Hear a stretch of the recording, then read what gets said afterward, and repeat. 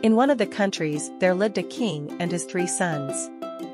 This king also had a tree that produced only 3 fruits every year. But after the fruits came out and until they were ripe, a dragon would come and steal the fruits. The king was very angry when the dragon came and stole the fruits that year too. After saying that whoever kills this dragon will take the throne after me, he sent his 3 sons to find and kill the dragon. On the way, the boys met an old wise man. The old wise man told them where the dragon was, but he said that he lived in a well and that it was very, very difficult to get into the well and that those who did either burned or froze. Hearing this, the brothers took a rope with them and came to the well. If the one who was led into the well said he was frozen, they would let the rope out more, and if he said he was burnt, they would pull him out immediately. The eldest prince went down first. But after a short while, he shouted, "Pull me up, I'm burnt." They immediately pulled the prince up. The second prince was released into the well. Before he was halfway down the well, he shouted, "I'm burned." And he was pulled up. Finally, the youngest prince was let down. Before he was halfway down the well, he shouted that he was freezing, so they loosened the rope and the little prince reached the bottom of the well. He looked around and saw a door.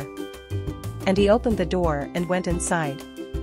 A very beautiful girl was sitting there. When she saw the little prince, she said, "Go away, if the dragon catches you, it won't be a good thing that happens to you." She said, but the prince saw a door on one side of the room and went through it. There was a girl in that room too. She told him to leave immediately or the dragon might see him, but our prince decided to go into the third room. A very, very beautiful girl was sitting there. The girl told the prince to please go away so the dragon wouldn't see you, but in vain. When the prince opened the last door, the dragon walked towards him.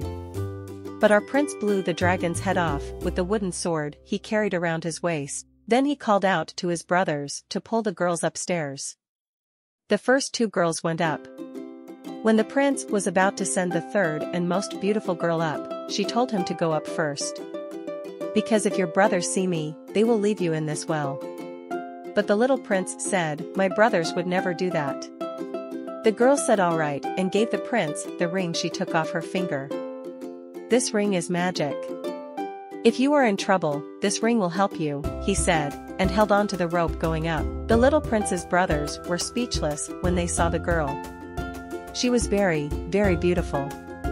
So they decided to leave the little prince in the well. Because they both wanted to marry this girl. Finally, the eldest and middle prince returned with the girls to their father. They lied to their father and told him that the dragon had eaten the youngest prince. The king was very sad, but there was nothing he could do.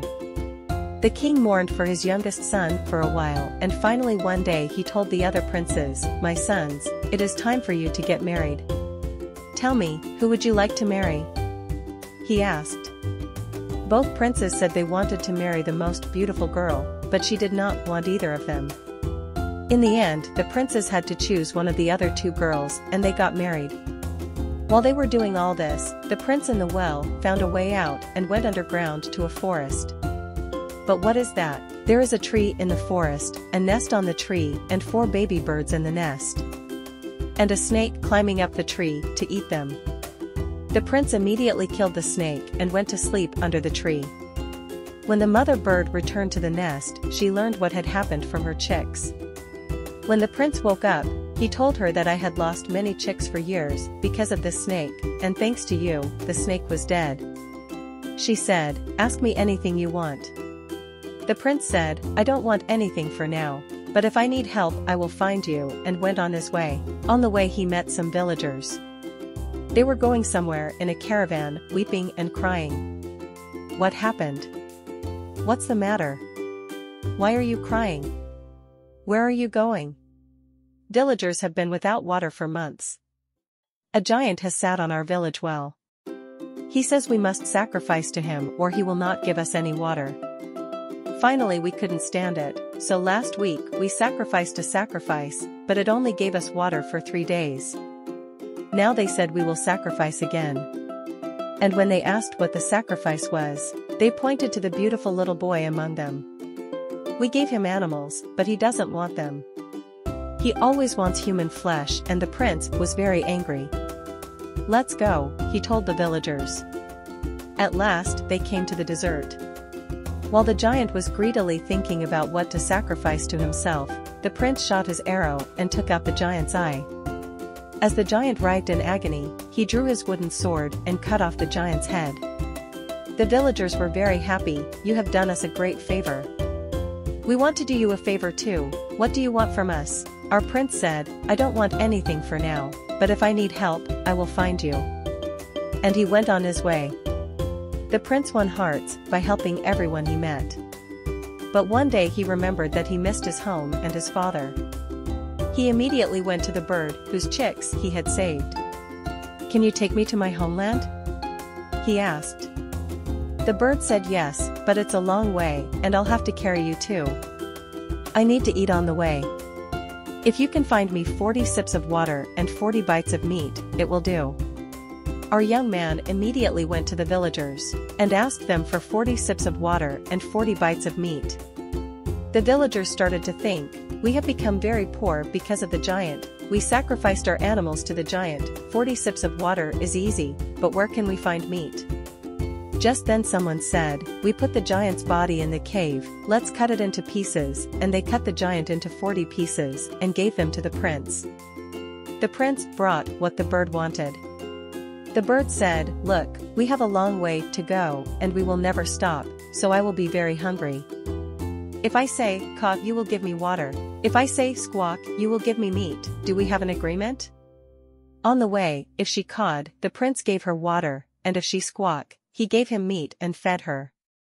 Finally, they came to the prince's country. The prince thanked them and left the vomit. But his brothers caught the prince and imprisoned him somewhere so that the lie they had told their father would not be exposed. In the meantime, neither of them gave up the idea of winning the princess over and marrying her. Finally, the princess made them a condition. She asked for a golden dress to wear at the wedding, and she also asked for a golden chicken and 12 golden chicks on a golden tray to decorate the wedding.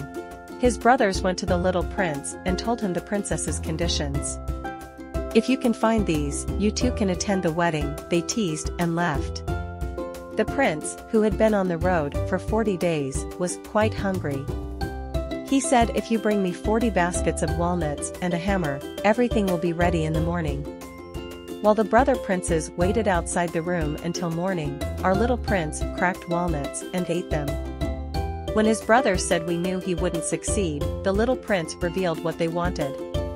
Oh my God, on a golden tray, a golden hen and 12 chicks eating golden feed and a golden dress they could never have imagined. The brother princes took these things. They went straight to the girl. They were happy to say yes to one of us, but the girl realized that the little prince was alive and that he had used the magic ring to do all this. The princess, who had never spoken until that day, immediately went to the king and told him that the little prince was alive and that his 2 sons had lied to him, and the king was very angry. He ordered the 2 princes to leave the country immediately with their wives as punishment. Then he allowed the youngest prince and the princess to marry. Leaving his kingdom to his youngest son, he retired to his corner and told this tale to his grandchildren.